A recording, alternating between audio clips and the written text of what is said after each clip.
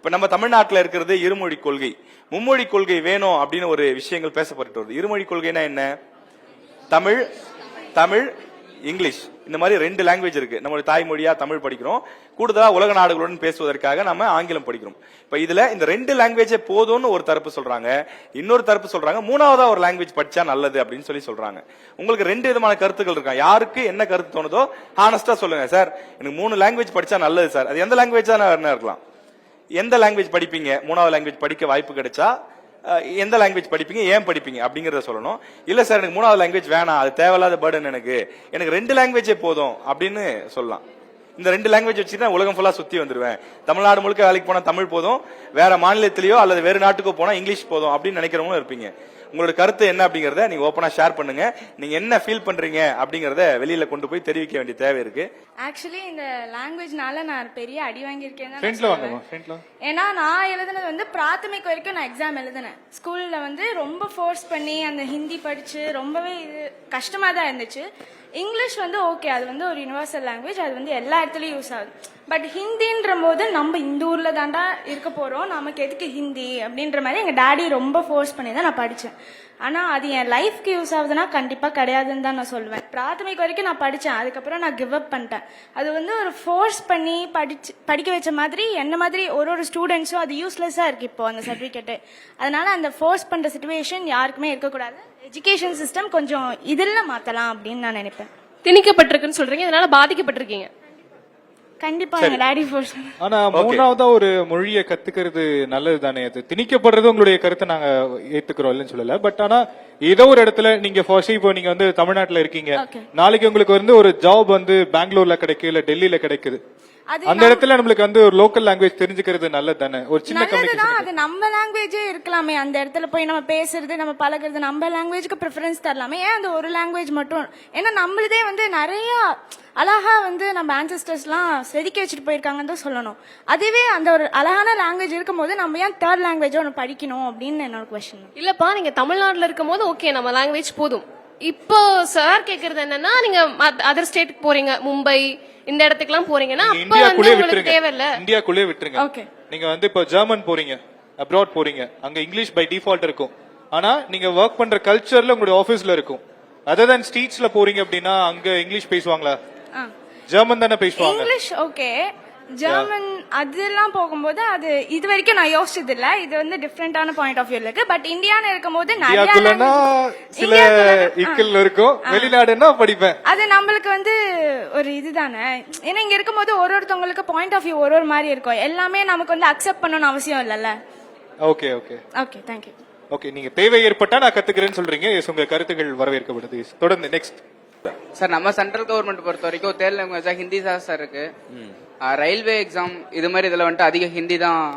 இந்த டிரைவர்ஸ் இருக்காங்கல்ல சார், அவங்களுக்கு நம்ம தமிழ்நாட்டுல இல்ல வெளிய சைட்ல வந்துட்டு ஃபுல்லாவே ஹிந்தி தான் சார். ட்ரேடிங் லாங்குவேஜ்ல ஹிந்தியும் ஒன்று இருக்கு. இப்போ எனக்கு ஃபுல்லா ஹிந்தி தெரியும் நல்லா.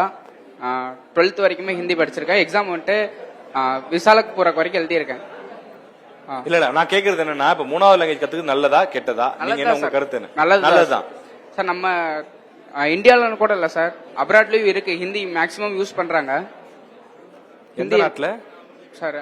ஈரான்ல ஹிந்தி இருக்கு. ஈரான்ல ஹிந்தி யூஸ் பண்றாங்க. கொஞ்சம் யூஸ்ஃபுல்லா இருக்கு. சரி, ஓகே. 3வது லாங்குவேஜ் கத்துக்கிட்டா எனக்கு யூஸ்ஃபுல் தான், எனக்கு எக்ஸ்ட்ரா ஒரு ஆப்பர்ச்சுனிட்டி கிடைக்கும் நான் தம்பி சொல்றது அவருடைய கருத்து. 3வதா ஒரு மொழியை கத்துக்கணும் அப்படிங்கிற ஒரு சிலர் சொல்றாங்க. இல்ல வேண்டாம் எங்களுக்கு இதுவே போதுன்னு ஒரு சிலர் சொல்றாங்க. உங்களுடைய கருத்து என்ன மிஸ்டர் நந்தகுமார்? ப்ளீஸ். கத்துக்கலாம் சார், வேற நாட்டுக்கு போகும்போது அது தேவைப்படும். அது யூஸ் தான் சார், கத்துக்கலாம் சார், ஒன்றும் பிரச்சனை. இப்ப நம்ம இந்த தமிழ்நாட்டிலே இருந்தா அது ஒன்றும் பிரச்சனை இல்லை. இப்ப வேற நாட்டுக்கு எதுக்கு ஒன்று போகும்போது வேலை வாய்ப்பு அது மாதிரி எதுக்கு போனா யூஸ் ஆகும்.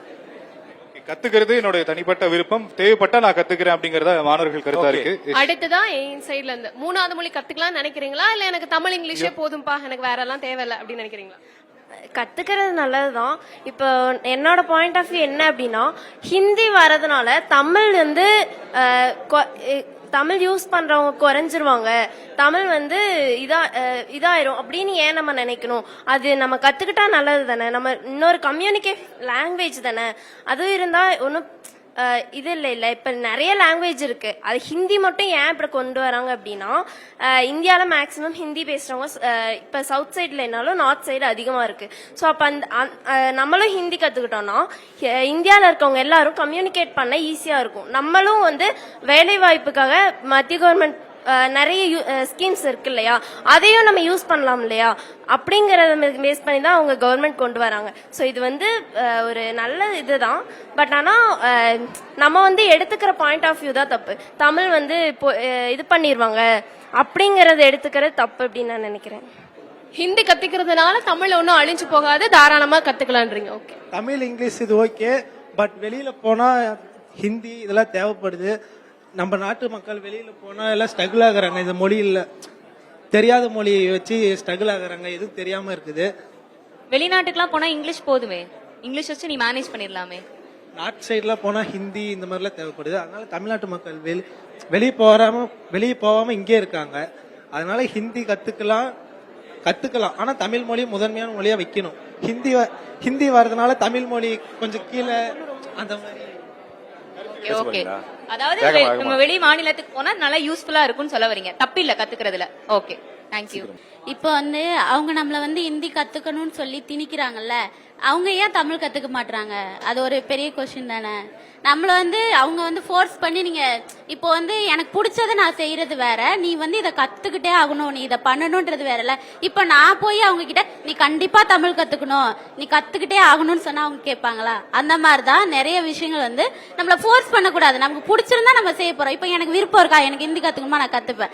அதே வந்து நீ கத்துக்கிட்டே ஆகணும்னு சொன்னா நான் கேட்க மாட்டேன். அதான் என்னோட. நீங்க சொல்றதே தான் அரசோட நிலைப்பாடாவும் இருக்கு. எனக்கு வேணும்னா நான் கத்துக்கிறேன், நீ என் மேல திணிக்காத அப்படின்றது.